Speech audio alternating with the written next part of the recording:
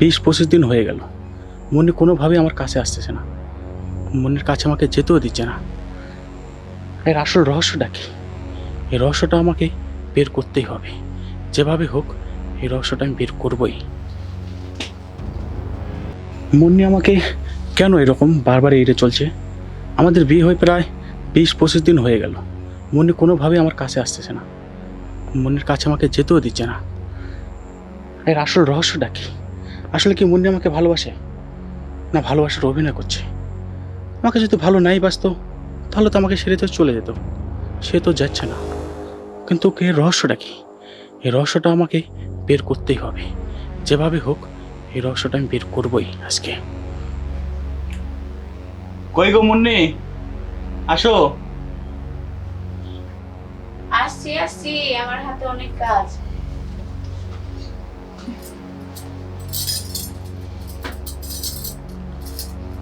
কি হলো? আসো, সব। তুমি শো, আমি পরে শুচ্ছি।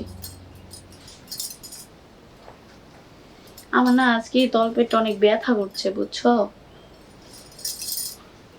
আমার শরীরটা অনেক খারাপ হয়েছে।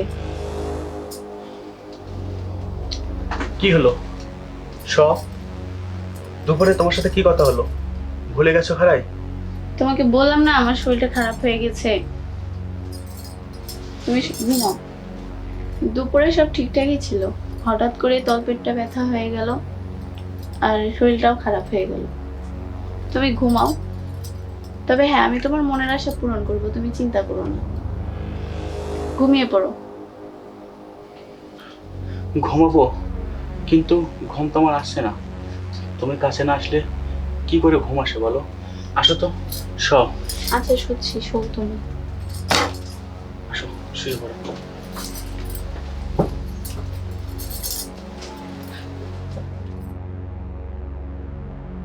না এখন না, পরে ঘুমাও। বললাম না আমার শরীর খারাপ, ভালো লাগছে না, ঘুমাও তো। তুমি কি শরীরের ভাব বোঝো না? তাহলে দুপুরে আমাকে বলে কেন, আমাকে কেন আশা দিলে? তো আমি কি করব, হঠাৎ করে যদি এখন শরীর অসুস্থ হয়ে যায়, এটা কি আমি বলে কিছু করছি? আমার কপাল যে খারাপ সেটা আমাকে আর বলতে হবে না, সেটা আমি বুঝতে পারছি। তোমার কপাল খারাপ, এটা কেমন ধরনের কথা বলছো? আমি কি তোমাকে দিব না এখন? হঠাৎ করে এই অবস্থাটা হয়ে গেছে, তো আমি কি করব? হ্যাঁ, তুমি একদম পাগলের মতো কথা বলো। আমারও তো শরীর আছে, তাই না? না তোমাকে দিব না? আমি তো তোমাকে বলেছিলাম, আশা দিয়েছি যে হ্যাঁ দুপুরে আমাদের মধ্যে কিছু হবে। তো হঠাৎ করে আমার শরীর অসুস্থ হয়ে গেছে, এতে আমার কিছু করার নাই তো, তাই না? ঘুমাও।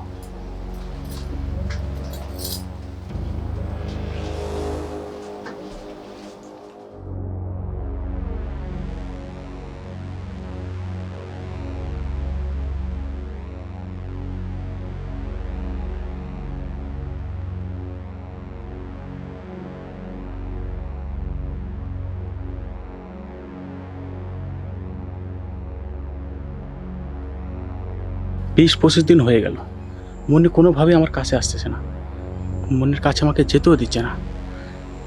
এর আসল রহস্যটা কি? এই রহস্যটা আমাকে বের করতেই হবে, যেভাবে হোক এই রহস্যটা আমি বের করবই।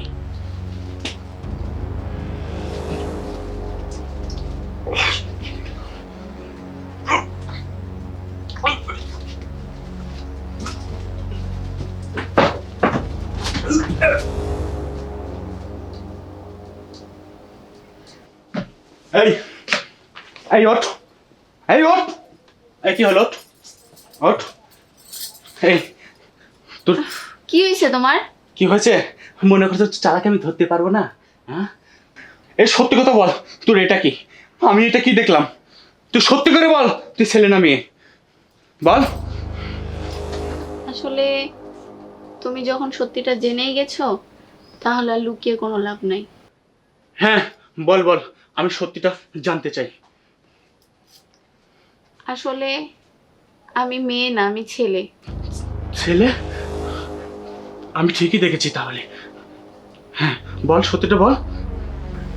আসলে আমি ছেলে হয়ে জন্ম নিয়েছিলাম, কিন্তু আমার ভিতরটা নারী সত্তা। আমার ছেলেদের প্রতি সবসময় ফিলিংস কাজ করেছে, মেয়েদের প্রতি না। আর আমি ছেলেদের প্রতি অনেক দুর্বলতা হয়ে গেছিলাম। আর প্রথম দেখাতেই আমি তোমাকে ভালোবেসেছি, বিয়েও করেছি। তুমি ছেলে, তাহলে আমাকে জেনে শুনে আমাকে কেন বিয়ে করলে তুমি? আমি তো তোমাকে ভালোবেসেছিলাম, আরো তো অনেকে আছে, তারাও তো হচ্ছে সংসার করছে, এভাবে বলো।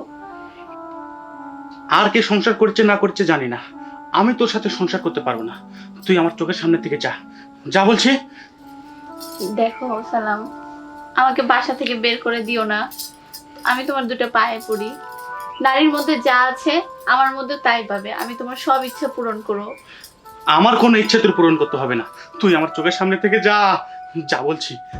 তোকে আর আমার আর দেখতে ইচ্ছে করছে না, যা। ঠিক আছে, আমি চলে যাচ্ছি।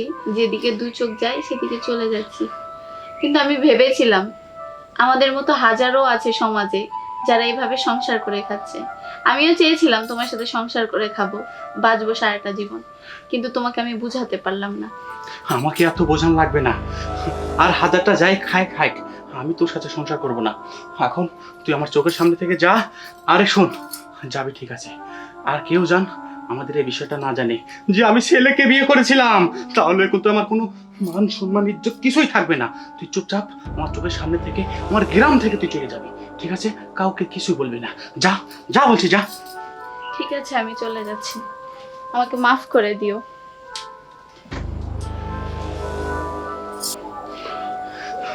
আমার কপালে এইসব এসে জুটা লাগবে? আমার কপালে এ ছিল? আল্লাহ, এখন আমি মানুষের সামনে কিভাবে মুখ দেখাবো? মানুষ যদি সকালে জানতে চায় আমার বউ কোথায়, আমি তাদেরকে কি বলবো? এ আমি কোন আগুনে বললাম, কোন বিপদে বললাম?